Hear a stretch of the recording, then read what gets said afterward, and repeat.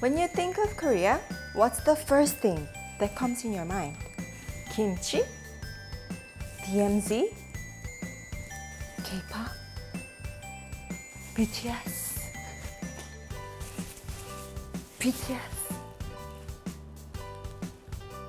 How about BiBimBap?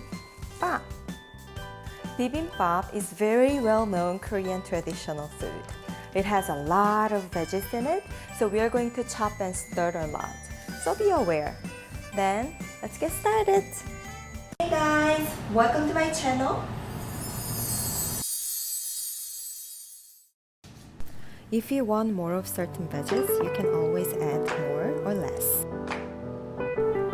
So we're gonna use avocado oil, perilla oil, and sesame oil for these. Are you guys ready to make all these with me?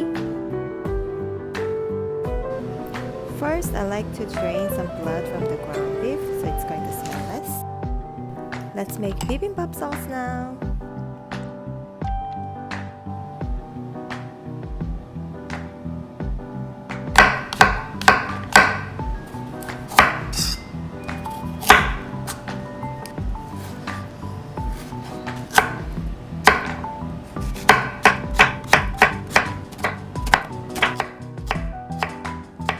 So spinach was in the boiling water for a few seconds.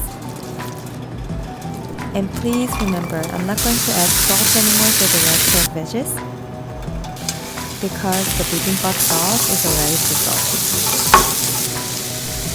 I love adding white truffle infused olive oil for better flavor for mushrooms. Stir well all the veggies until it's tender.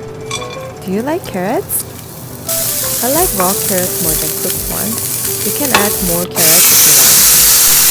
Adding kimchi is optional. I love adding sesame oil for stir-fried kimchi.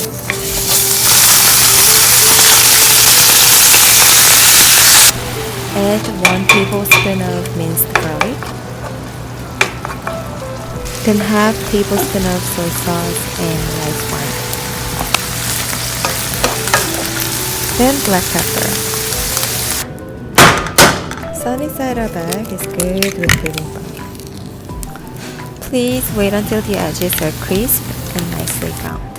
Pour some perilla oil into stone pots. Please make sure you use tablespoon unlike me. I poured way too much without it. Almost done. Now add a bowl of rice.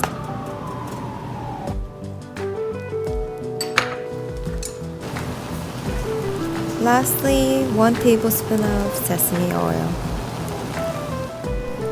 It's okay if you don't have a stone pot.